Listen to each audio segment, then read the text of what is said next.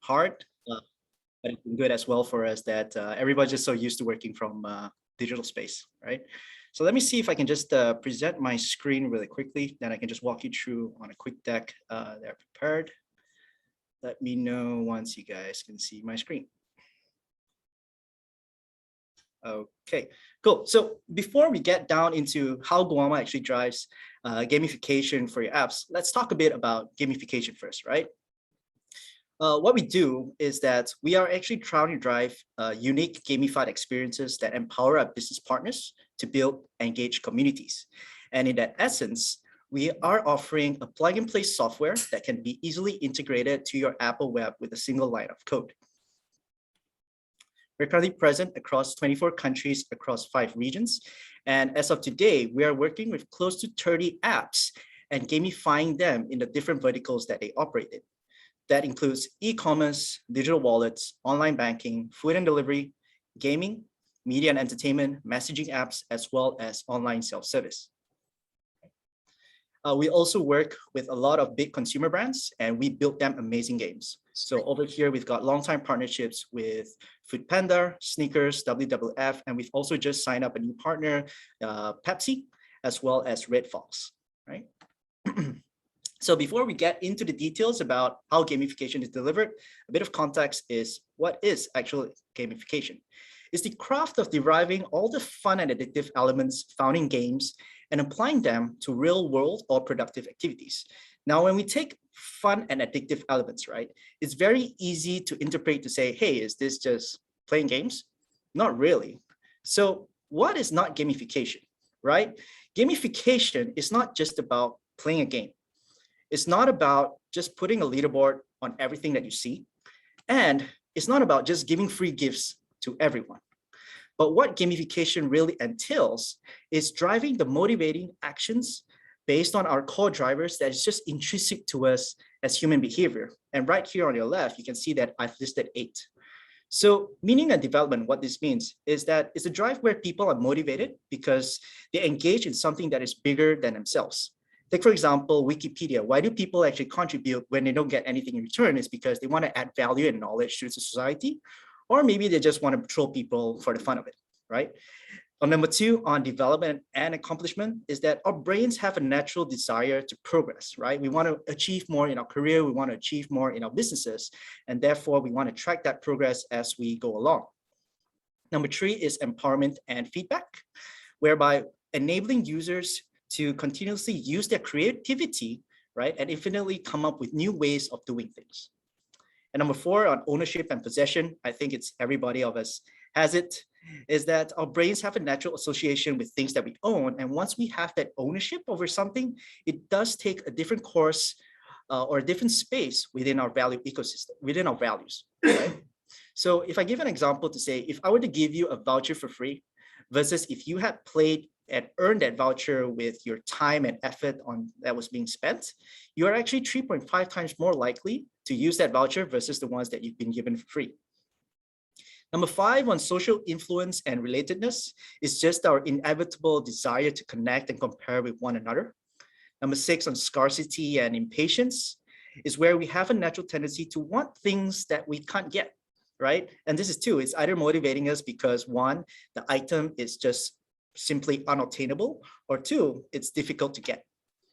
And number 7 is our infatuation with experiences that are uncertain and evolve with chance, right? So case example would be blind dates, mystery gifts, or gambling. And last but not least, loss and avoidance plays with our heartstrings, that it plays on the fear of losing something that represents an investment of time, effort, money, or other resources that we've spent. And sometimes it just manifests itself through our refusal to give up and admit that everything we've done up to this point is just useless, right? So 8 different behaviors. Let's see how these behaviors are used in the real world today. Fitocracy. Fitocracy is an online game and social network that aims to gamify users to improve their fitness, right? So this uses 2 core behaviors, whereby 1 is development and accomplishment. It gives users the feeling of progress. As you can see, they earn more points, they unlock more achievements, and they complete quests as they go along with their fitness journey. And second is the core driver behind social influence and relatedness, whereby it excels at helping players to find small fitness communities and engage with them, sort of keeping people accountable towards being on the same track and being on a path of progress. So it's more that, hey, I'm going to work out, I'm going to eat clean just because I don't want to let my team down, right? And Starbucks, Amanda, I'm pretty sure you're seeing from that you're drinking a Starbucks. Yep, you're probably a member. But Starbucks reward system plays on two things, which is your development and accomplishment, as well as your ownership and possession. So from this space, you can see that they are splitting down their loyalty system to 3 tiers, whereby the more that you spend, you level up by collecting stars for every dollar that's being spent. And from each tier, you're able to unlock even more rewards from there, right? Our last example here is eBay. Those of you who probably know the news or not, eBay sold an actual piece of McDonald's nugget that was shaped like the Among Us character for $100,000. That's like buying a house, but you bought a nugget, right? And why is this so? Is because eBay has that sense of ownership. And if you look at it, you're actually bidding for items on eBay instead of purchasing. So when you bid for items, you actually have a higher sense of ownership because you felt that you want it instead of, I just bought this, right? So app gamification, why should you do it? Well, for once, competition is super intense. In 2019 alone, there were a total of 204 billion downloads worldwide. And out of that, they was driven by $120 billion worth of app consumption. The average user also spends about 3.7 hours a day on mobile. And out of that, the person probably has 80 apps downloaded on their devices, but 9 are used every day. And despite all these downloads, 75% of these apps are used only once and then discarded after, right? So there's that inherent need for a lot of apps today to leverage on these core motivating behaviors to engage users and create reasons for them to come back and stay on your app, right? Because the more time that a user spends on your app actually equates to more revenue. Here you can see on a chart done by App Annie and research from 2017 to 2019 that the number of sales increase is directly correlated with the time spent that the user has inside the app itself. So simple case is that the longer that you sit in Starbucks, well, the more coffee that you're gonna buy, right? So how can we help you? Well, given that gamification is a very, very complex topic, I know some bigger apps itself have created an own gamification vertical or teams that drives this on a day-to-day. Their whole work behind it is just focusing on building and leveraging all the core behaviors with developing different features, right? And that's just a very intense task that some of us on a smaller scale, we don't have the capacity to drive gamification, given that we are driving all the other core services already in our app. So Goama, we've developed a platform that makes gamification easy for all our app partners, right? And this is because our platform is focused on driving the core behaviors with the different features that we've developed. So on the first core behavior, you have development, accomplishment, and empowerment, right? And we enable this by providing leaders, people to compete on live leaderboards with real prizes at stake. And they're also able to track their progress within the entire platform. Ownership and possession is given because the more that people do, the more that they earn in a sense of a loyalty point. And by the more that they earn, they also level up their profile and they can also unlock different types of accomplishments and earn badges on that side, right? And last but not least, on the social pressure and influence, we do glorify the top performers as heroes.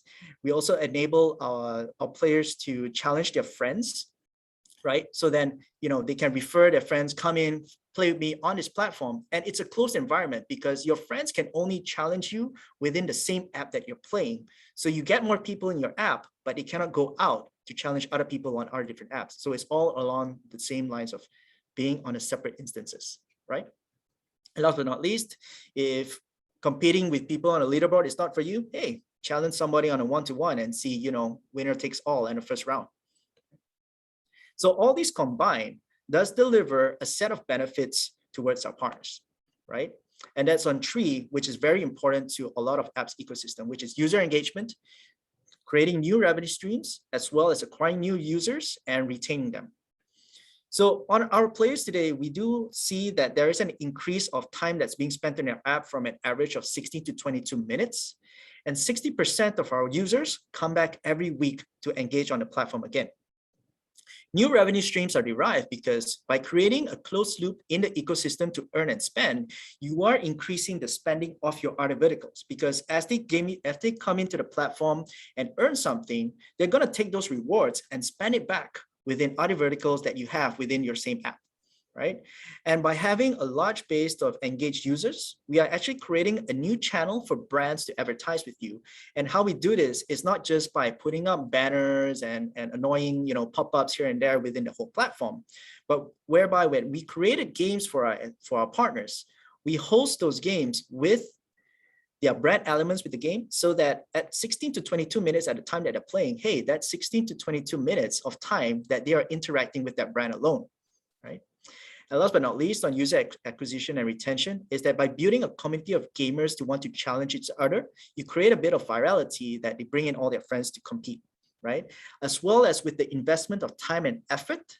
This is the part where we play on the fear of losing something that we've already invested, right? When these decide to say if they want to move on to a different app, they feel, but I've already leveled up so much. I've already got so much points here. What do I do with them, right? So that also creates a higher possibility for them to stay within your app itself.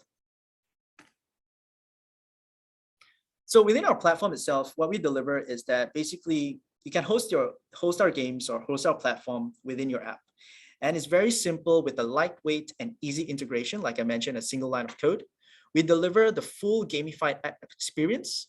The platform itself can be white labeled so that it looks and feels like your own app, that the users are not playing a different platform altogether. And last but not least, the rewards are tied within your app's ecosystem so that you do create that closed loop of earning and spending within your app itself. So having said all this, and gamification is such a broad topic that a lot of people use gamification in different sense. But what's important here to understand is that gamification is the features and the platform features that we use to drive the core behaviors, right? And how we deliver these features is actually in the form of gaming. And we do that, we're actually combining the best of gaming to be at your users' fingertips. On the one extreme, you do have esports, where we call appointment-based gaming, that is not pay to win and is highly skill-based, right? That people need to spend 30, 50 minutes at a time and just to compete, right? And it's all probably dominated by all the younger kids who are just super skilled at that. On the other extreme, you only have casual games that anybody can play. It's fun for non-gamers, it's competitive second, but fun first, and it can be picked up and played by anywhere and anytime. So we've combined these two, the two of best of these worlds, right, to provide a sort of a casual esports ecosystem whereby it's mobile hyper casual, it's mostly single player, it's on a closed loop but open community based. You can pay to play and you can play at any time. And what we also focus on is giving a lot of frequent rewards to the end user.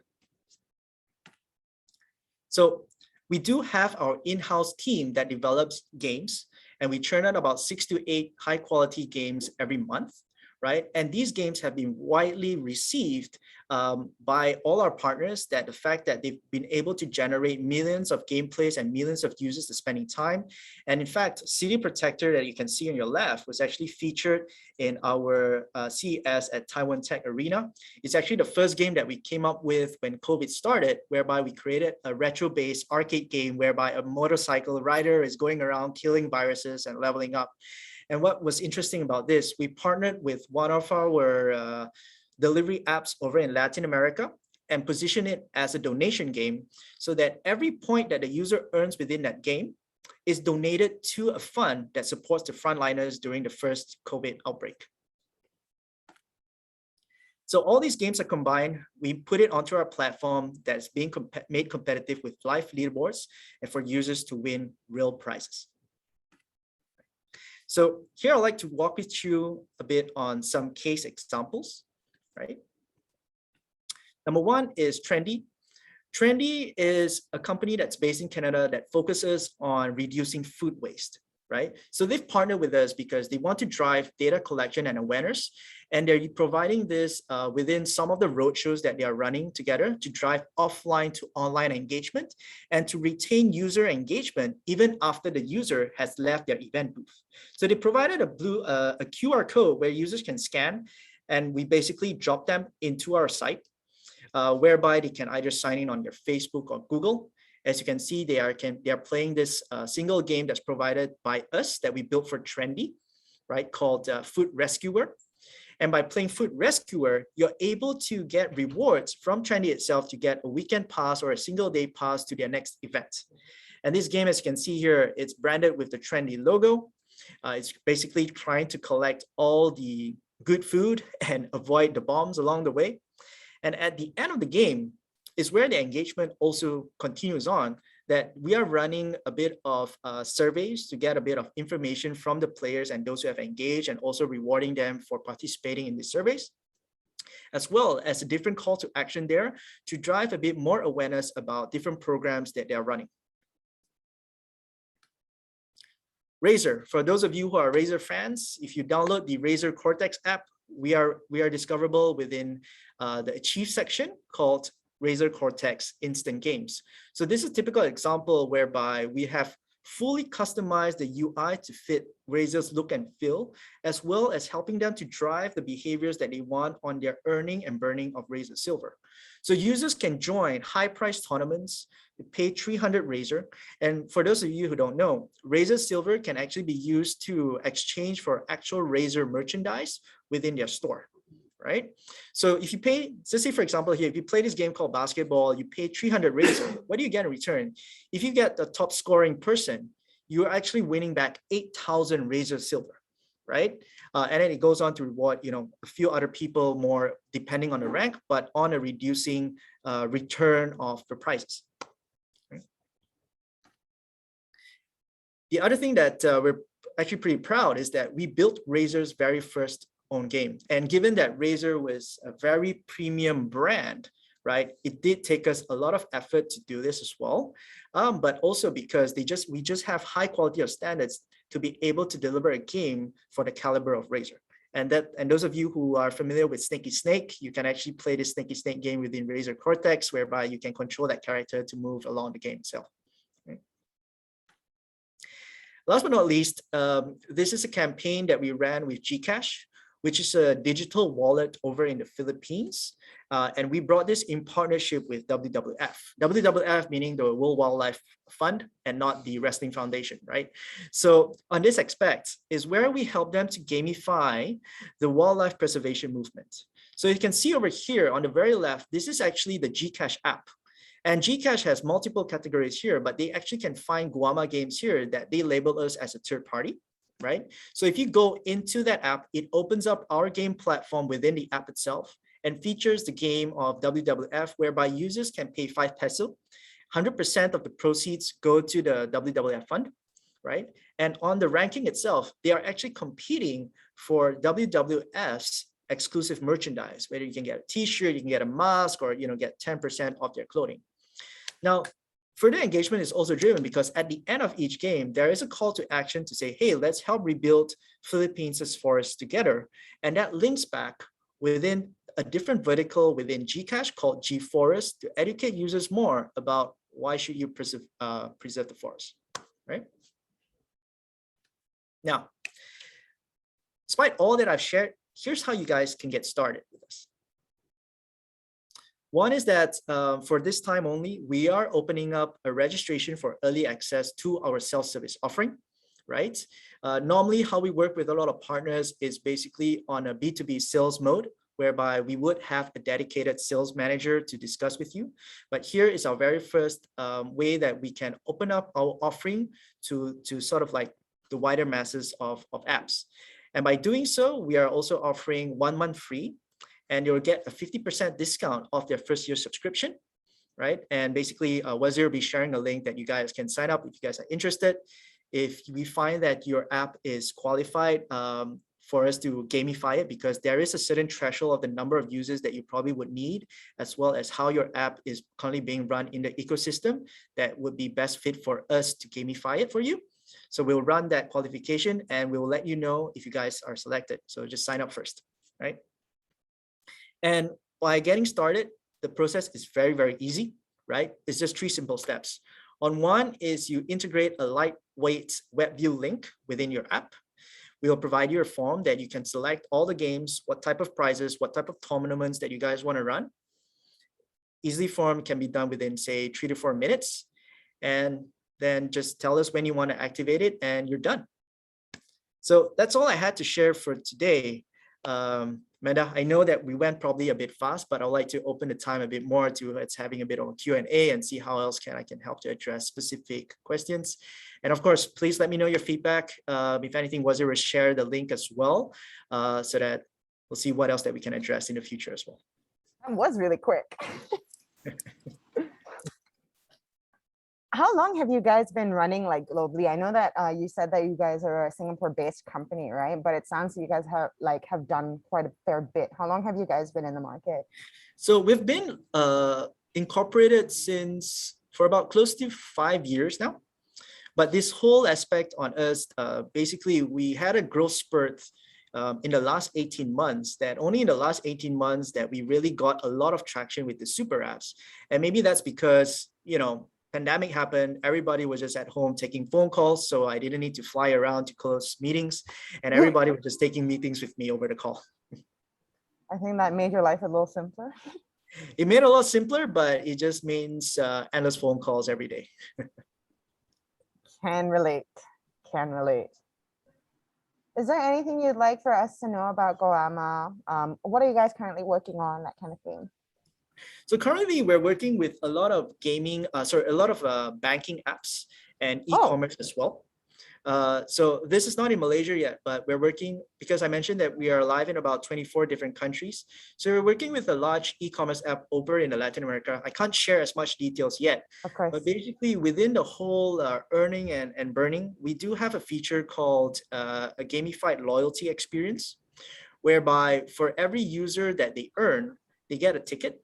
Right? And tickets are like something that you could treat like when you go to a fun fair, right? Like you play those shoot the cups down or throw a basketball and you earn tickets, and you take those tickets and you go to the redemption center and say, okay, I want to get that teddy bear. So same concept, but it's being done on our platform itself, that we do have a redemption center that can feature all the different types of vouchers or rewards that the users can earn within the e-commerce. So similarly to what Shopee gives you, but Shopee gives you maybe more mass vouchers that you can just download. Here, all these vouchers are a bit more exclusive, that it does have an actual cash value or a bit harder to obtain. Okay. And you have to game for it. So when you game for it, then only you get to use it through exchanging of your tickets. So that's one way that we're helping the e-commerce app to drive a bit more spending behavior within their app, as well as engage users to come back. Okay, that's really cool. Do you guys have like a demo of one of your games and how it works that you could show us maybe? Sure. Maybe for that, let me see if I can log in through my phone. That'll be so much fun. Yep. And then we can just play a game together or something. Ooh. Let me see. One moment. My colleague Lydia and I, when we saw Snakey Snake, we're like, that's so cute.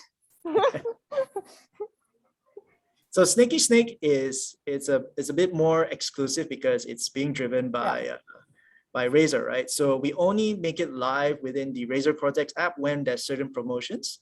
Okay. Right? So that's a bit on playing on the core behavior of scarcity and impatience, that people just want to play that game. So no, we're not going to give it to you yet.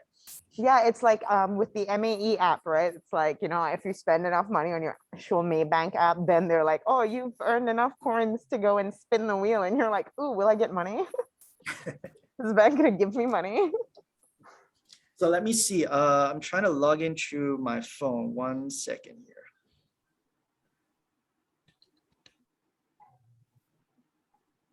Raihan has a question while we do that is, what things that we have to take into consideration before we apply gamification? Because not every feature suits with gamification concepts. True. So one of the key aspects that you want to think about is, first and foremost, is the objectives that you want to drive with gamification, right? Because it's very broad.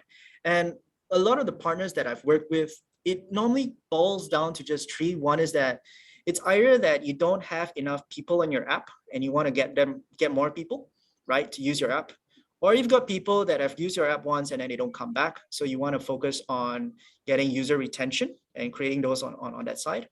Well, last but not least, if you have some apps that have a lot of users, right? But they're not making money out of it. So every user that they have just, costs them more money. So that's the other way on saying that, hey, do I want to engage more users to come? Do I want to engage the existing ones that I already have and make them spend more time? Or do I just want to make money? So it's very important to drill down back into your objectives that you want to drive first before you even consider gamification. All right. Thank you very much for that. I hope that answers your question, Raihan. Now we will move on to James, who has posted a question for Wazir, actually.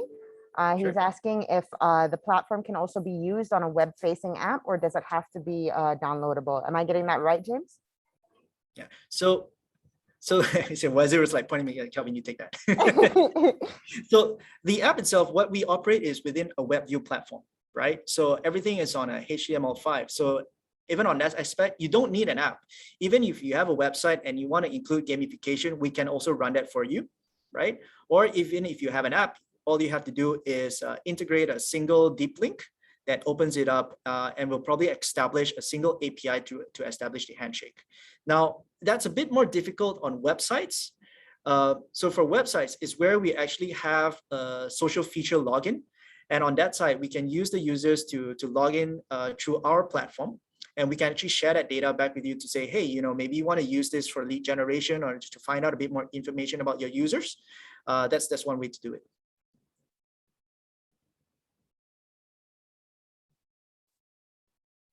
All right. James is also asking, can you please give us a flavor in terms of costing? So on the lowest tier that we have, we start at $600 for a self-service on a month, right? So that will cost you, and I'm talking about USD. So that cost you about $7,200 a year, right? So it really comes down towards how much value do you see in terms of your users, because this at $7,200, we open it up to more than 10,000 monthly active users at a time. And we only charge you based if that user is active throughout the whole month. We only charge you once. And that's just the cost of, if you do the math and break down on unit economics, that just costs you 5 cents, right?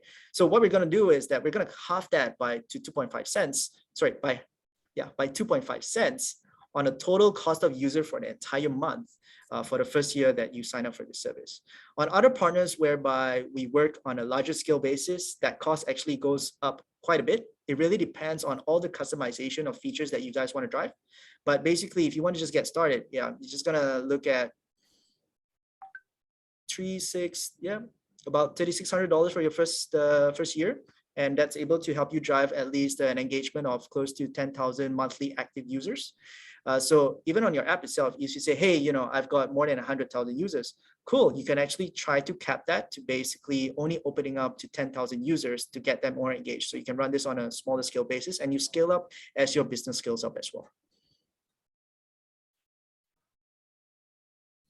Thank you. All right, now we move on to Nabila's question, what industry is Goama most familiar with? Sorry? What industry is Goama most familiar with? So we're most familiar within the fintech space. So any type of digital wallets. We're very familiar as well working closely with self-service platforms or as well as e-commerce. Funny enough, we all came from a bit of telco space as well. So we do understand all the different complexities and intricacies of probably one of the most complex systems that you can get is telecommunications. So working with all the other partners seems a bit like a breeze. So on that aspect, I would say those three are the most that we're familiar with, but we are open up to discuss on any type of verticals that you guys have in mind.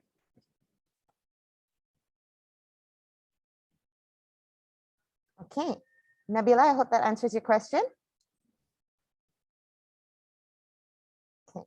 Raihan has another question. She's asking if color plays an important role in gamification. She believes that some of the corporate companies want to avoid using any colors aside from their corporate color. Mm-hmm. So the question is whether you can adapt that color? Is that the question? I think what she's asking on a baseline is whether colors play an important role in gamification and the buildup of it. Well, yes and no, actually. That colors, when you talk about gamification, it's all about how you want to brand the platform, or how do you want to brand gamification within the entire space, right? That when you look at colors, obviously, when you look at fun and engagement elements, you always think about more colors, right? But on the other aspect, if you look at terms to say retro games, or you want to, it depends on your audience. If your audience is a bit more the young, vibing kind of guys, you probably want to go with a bit more colors. But if you're looking more towards an older audience base, you probably want to focus more about font size, a bit more standardized few colors, because you just want to adapt towards, you know, that older generation. Say that answers the question. Just to add on, yeah, I was just afraid that it might echo, right? Because we sit beside each other. Yeah, but actually, it all depends on your brand as well, you know. So I think gamification, regardless, it all depends on, like, you know, your corporate identity and the brand colors that you already use to communicate to your audience. Yeah.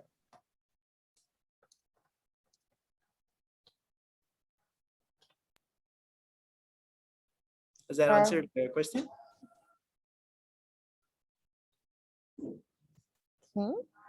Thank you, Raihan. All right, yes, it does. Nabila has another question.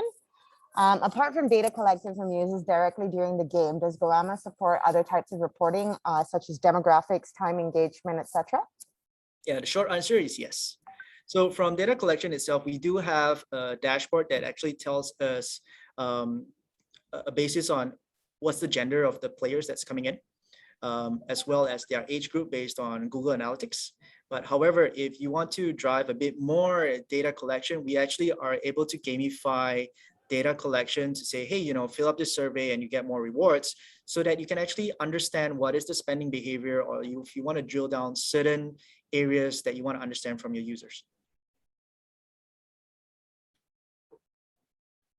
Can you specify, like, I mean, you have like a standard kind of extraction of what information you get from your demographics, etc. But can you also be specific if it's something outside of the realm of what you provide? Would you be able to cater to that too? Yeah, so when you talk about data collection, right, obviously on one side is that you want to think about right now how advertisers are collecting your data is through a device ID, right? And I'm not so sure if all of you are aware that for Apple, they made it like an arbitrary rule that, hey, you need to select if you want your data to be collected, right? So that was really, really bad for a lot of advertisers today. So the value of that data collection has been decreasing over time, because you're getting more and more people that's actually just not providing their data that's being collected by all the advertisers.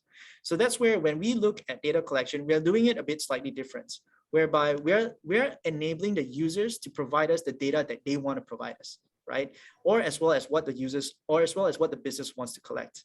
And by doing so, this is all with surveys, right? That if you gamify surveys, you can always run different types of call to actions on surveys to collect different types of data at a different time of need, or based on different types of campaigns. So even on this, we did run one with Trendy to sort of identify what was the effectiveness of those of the campaign that they ran, to see if, you know, their users actually recall to say what was actually advertised during those promotions itself. Okay, cool, thank you. Nabila has another question. Does Goama game integrate well with product analytic tools? That can be explored. We do have our own product analytic tool as well. We're using Amplitude, but obviously if you guys want to integrate your own analytics tool, we can run that integration as well. Nub says, nice. Nice. Cool. Is there any other questions? If not, I could do a quick demo of demo. Sorry, it's the coffee. No worries. Let me see, how do I share my screen here on mobile? Using the app. Start now.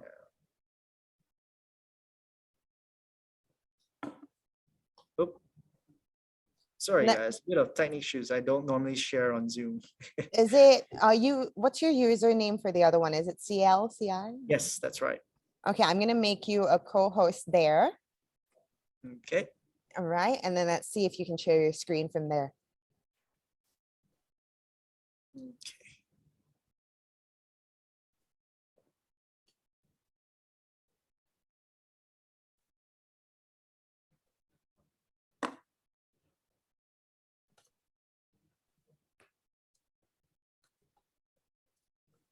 All right. Can you guys see my screen? Yes, you can, right? So this is a demo link that I'm currently running from one of our websites. And this is something that we put up, right? We don't normally just open this up to all our partners. So all I have to do is just sign in through a single sign-on on my Gmail, and cool, you can actually play Sneaky Snake here. So this is the platform. So imagine that once you're already connected with our platform onto your app, you click on that icon and it opens up a page similar like this. So when I talk about platform UI and colors, right, you can actually customize the color buttons to make it look and feel as though that it's your own app, right? So you've got multiple types of games that's being hosted here. You can see we have the wildlife WWF game here. We have Hexagon Fall. We have our Food Panda game as well that we built here, as well as sneakers. So let's go ahead and test Sneaky Snake.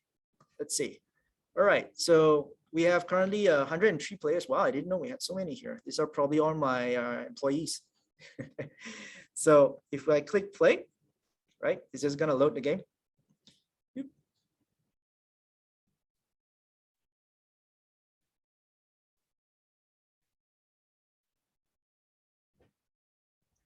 Okay, so let me see.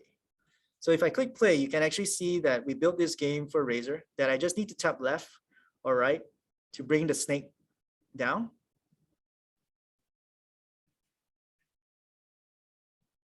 And these red ones are, oh no, I'm stuck. I have to like tap a few times to keep moving. Ah, I suck at this game. Okay, so then at the end of the game, I have a rendering issue here on my demo link. But basically, you'll get this post-game screen. You can actually choose to share this with your friends on the right. You can put on, go back to the leaderboard and see if you want to compete on any other games, right? Or if you want to go back home. There we go. Cool. So let's try a different game. So this is called Flip Jump.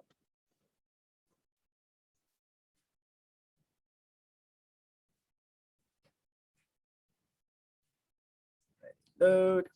Cool. Let's see if I can change different guys. Not yet. I gotta unlock some points. So Flip Jump is a very simple game that I hold and then I release and the guy flips over, right? So each time I flip over, I get a score. So I can just keep playing this game until I get the highest score possible, right? I'm gonna go ahead and die. Woo, flew a bit too far out. And that's my score. So I'm competing against, oh, actually I was the highest score at one point. I got 970. Okay. So maybe one aspect here to demo for you guys is basically on the tickets and functions and what we can call as loyalty, right? So on a standalone itself, we do have a tickets function whereby we reward users for everything, right? But if you already have your own app loyalty system, we can tie this back to your app itself. So what this system actually means is that on this loyalty itself, for every action that I do, I earn tickets. And what I can do with tickets is that you can actually redeem that for stuff within the app's ecosystem, right? So this was an example that we did on a demo for e-commerce app, whereby say, okay, if I have 177 tickets, I want to redeem a winter melon bubble tea, right? And that's being provided by the app itself. I can just click here, I can just redeem this, right? The other thing as well is that I want to show you this one here on your profile page. These are your daily missions and achievements, right? You've got daily, weekly, and monthly. But what's more important here is that aside from just having these missions that is platform related and all towards the game, these missions itself, we can actually tie it back to your loyalty engine, right? And instead of having here play tournament 3 times, it could be to say, hey, what if I'm on a fintech app and it says that transact for 5 times and you unlock this mission. So we're pulling the behaviors of the app and gamifying it through our platform? I think that was a question from Nabila, and oh crap. And the answer is yes. I think my phone, let's see if I do this again. Well, the answer is that yes, the missions can be tied to the app's actions. Okay, let's see if I can do this again. Sorry about that. Technical issues.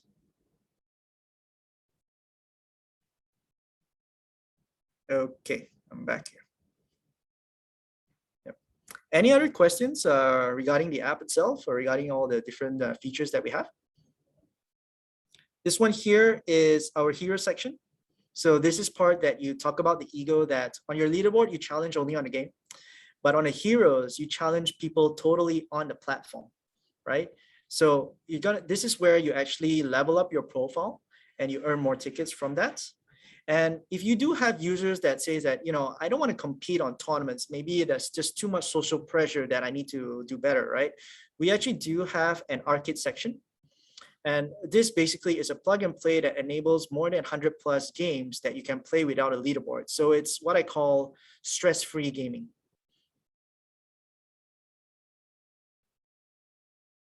And these are just the different categories that you can play.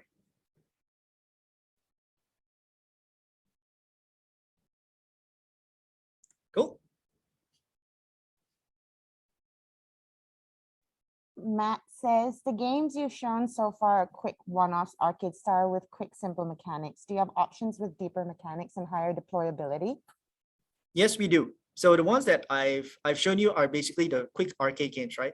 But we do have certain games, really depends on the drivers that you want to achieve, right? So most of the games that people want to do are basically short gameplays, right? But you generate multiple types of multiple gameplays because you want to generate more impressions and users to just keep coming back. But we also have a different types of games that's longer gameplay. We have one game, let me see if it's here. It's called Crazy Balls. Yeah, so this game on itself, we noticed that it's a longer gameplay and people played this for an average of 30 minutes, right? Just playing on this to get the highest score, because this is like a pinball based game that you try and I'll show you. But does that answer your question, Matt? So here I can just shoot and it'll just bounce around. And basically the whole objective is to get all these diamond shapes out of the way.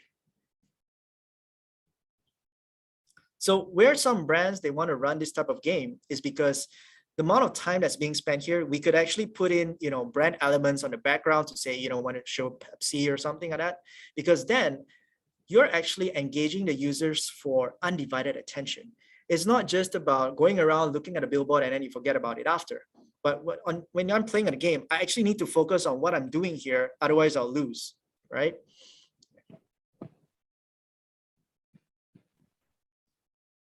So, any other questions? Well, this gameplay, it will take some time. I promise you that for me to win this, or I will actually lose because I wasn't paying attention. I'm so mesmerized by this. I see that on my screen share, it's lagging a bit. I think that's because of the sharing, but here is much better, as well as the rendering here doesn't work as well on when I demo this. Cool. Any other questions, guys? Yeah. Hi, Nabs. Matt says it somewhat answers it. He was thinking more along the lines of how Farmville was a massive driver for Facebook back in the day. Do you have something like that with continuity between game sessions? Yes, we do, but it's not available now. So Farmville games like that are called nurture games, right? You need to basically come back and nurture a person on one game. So even some different games as well, you do have those like water the plant, and you come back every day, water your plant, and you get something and watch that tree grow, right? Like probably people my age would think about Tamagotchi at a time. So, but what we're doing on this space is that we're doing the same elements, but it's going to be based on your profile. So you level up with your tickets and you level up your profile and unlocking achievements, but you do that by playing multiple different games. So it adds a bit of variety and creates a bit of new stories for people to come back. so that every week that we run a platform, we could potentially introduce a new game. So there's always a reason for them to come back. Instead of just playing Farmville day in, day out, plant your plant, grow your tree, you actually compete on different types of games and test your mettle against other players on different types of categories to grow your profile as well. Because at the end of the day, what's the core driver here is that you want to create a bit of ownership, achievements, and development. And that's already being driven on the platform.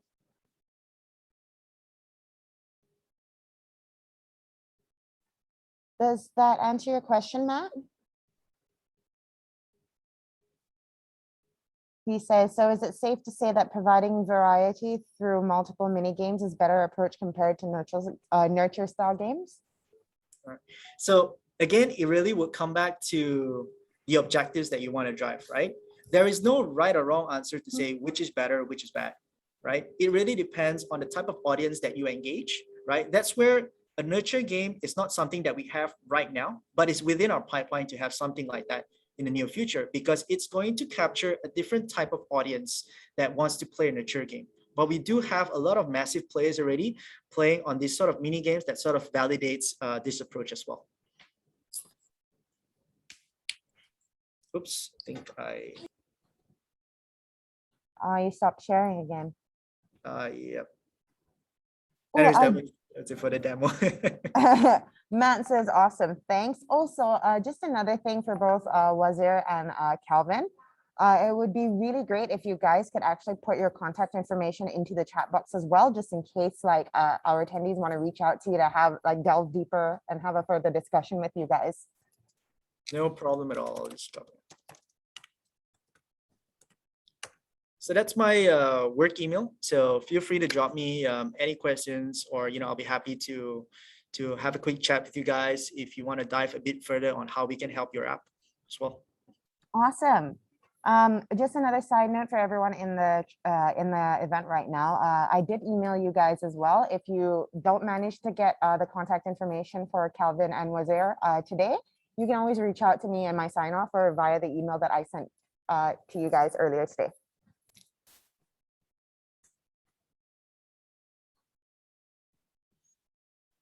All right. I think we've answered everyone's questions as well, and we're just 12 minutes shy. All right. Great. Okay, perfect. Thank you so much, Calvin and Wazir. This was really informative and actually really fun, and also very cute. Yeah, thanks for having Very us. cute. Well, thanks everybody. Nice to meet everybody, and happy to share our experiences on what we do. Very happy to reconnect after as well, and let's see how we can make you guys successful.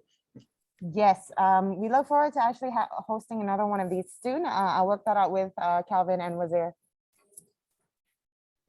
All right, thanks guys. Thanks, Have a great guys. day. Happy everyone. midweek. Have a lovely day. Bye.